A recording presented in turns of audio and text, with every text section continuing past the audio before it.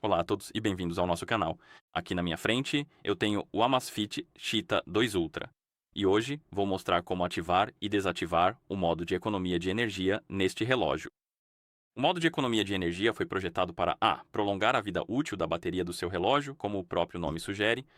Basicamente, ele desativa algumas funções do relógio para A. Aumentar a duração da bateria do seu relógio.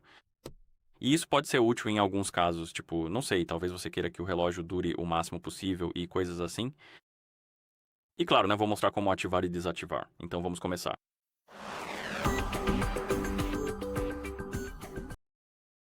Então, para ativar o modo, precisamos primeiro acender a tela dele, ou melhor, do seu relógio. Primeiro você precisa acender a tela e assim que a tela estiver acesa, você pode deslizar para baixo, a partir do topo da tela, bem aqui, para abrir o painel rápido. Nesse painel, você verá vários ícones, e um deles será esse ícone com a porcentagem da bateria. Este é o ícone do modo economia de bateria, e para ativar o modo você pode simplesmente tocar nele e, em seguida, confirmar pressionando o botão superior e o modo será ativado.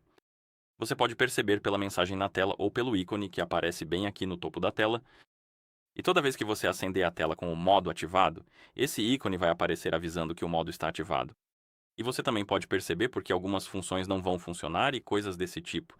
Então é meio fácil perceber que o modo de economia de energia está ativado. E agora, se você quiser desativar o modo, digamos que você já terminou de economizar energia, basta acender a tela, deslizar para baixo para abrir o painel rápido.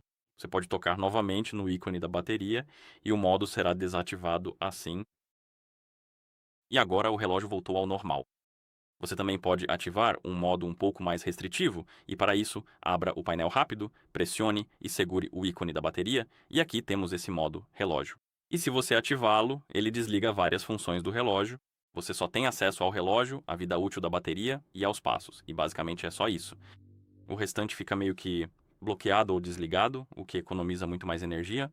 Então, isso é como o modo de economia de energia, digamos, um modo de economia de energia plus.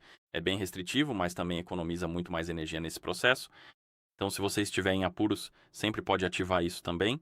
Certo, e para desativar, você pressiona e segura o botão superior. Eu acredito isso para sair do modo relógio assim. Certo, e é assim que você ativa e desativa o modo de economia de energia neste relógio. Então, se você achou este vídeo útil, por favor, considere se inscrever no nosso canal e deixar um like no vídeo. Obrigado por assistir e até a próxima.